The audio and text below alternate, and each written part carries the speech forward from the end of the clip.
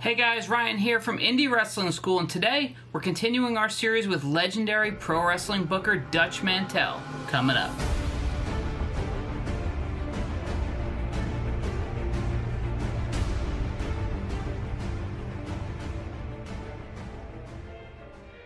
Hey guys, thanks for checking out this video. If you're new here, please consider subscribing below. We put out new videos every single Thursday for 3 Minute Thursday, even though it's never 3 minutes. So a couple weeks ago, I put up this video with a conversation I had with Dutch Mantell, who's somebody that I admire, somebody I look up to, and we got to talking about booking strategies, where do you get your ideas from if you're a pro wrestling booker, and who he feels was the better booker at the time in Memphis wrestling, which I'm a huge fan of Memphis wrestling. So he was very candid, he was very open, and I just thought this was something informative. So anybody who's out there who's considering being a pro wrestling booker, there's no better way to learn than speaking with somebody who's been to the very top and been at the upper echelon of the business. So with that being said, let's go ahead and roll the clip here. Years ago, right, like people would be able to leave an area and come back and be refreshed, but now, I don't know if you're aware, but anytime you stop booking somebody, they think they did something wrong, and no matter how you try to explain it to them, nobody seems to get it, that it's not a punishment, it's a way to keep the show fresh. You'll have to deal with that. Yeah. But I'm sure they're your friends. Yep. And you've known them a long time. You don't want to hurt their feelings. Some of them, yes. Well, not all of them.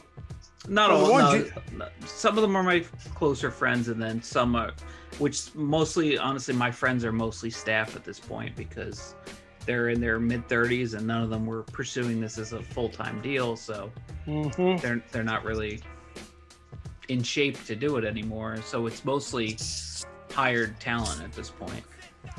Yeah, years ago you could get them booked somewhere else. Yep. Or what they do years ago, they just stop paying you. They put you so far down the card, you say, well, hell, it's not worth it. I can see this. Well, I can see what's coming up.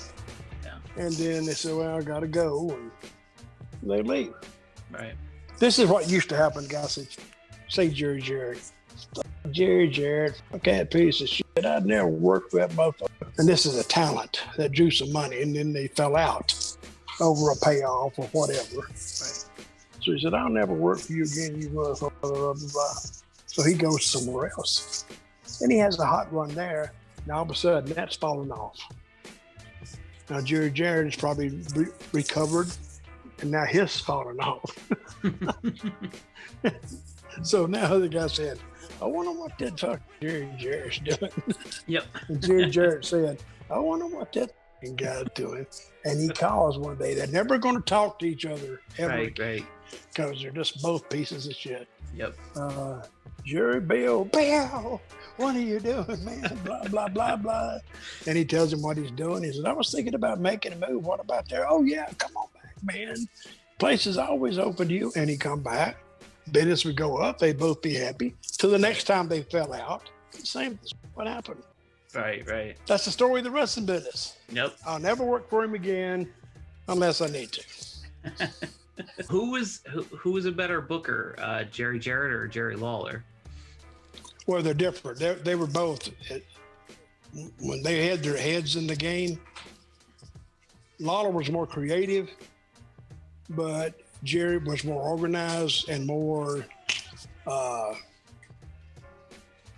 He was a better storyteller. Okay. Jerry Jarrett was, but see, Lawler, this is nothing you need to do. I had an old-time booker tell me this one time. Always book something for yourself. And that could be a stupid little gimmick. But if you like it, the kids would like it. Right. See what I mean? Yeah. Just book something that you enjoy seeing yourself. Right. Like if you were booking, I said, like you go to restaurant, I don't give a shit. I just want to see this match here or this guy do this. Right. Just book it for yourself. Right. I did it in Puerto Rico. I just booked stupid stuff. So do you do any kind of talk show formats or anything? No, so we tried doing one. I was doing one like with a green screen in my. I set up a green screen in my shed, and I hosted it. and then I had like this virtual set behind me and everything, and it came out really good. And then we had to cancel a show because of COVID, so it was all scrapped. And I was just so annoyed. I never went back and redid it. You just got pissed. You just got pissed off. I'm still pissed about it. Well, I can tell by talking to you, you enjoy what you're doing, mm-hmm. and that's all you need. Right. You just gotta enjoy what you're doing, and you laugh. And I think just by doing this, you'll have enough ideas. And always listen to an idea one of the guys got to. Right, of course. Never be so busy you can't listen to it. Right. Because the guy's just trying to help everybody. Sure. Now it may concern him. Or you may hear it, you may like it. Right, and use it for somebody else. And use it for somebody else, right? Yep. And you tell the guy, you said, if I like your idea, I could use it for somebody else. You know that, right? Right.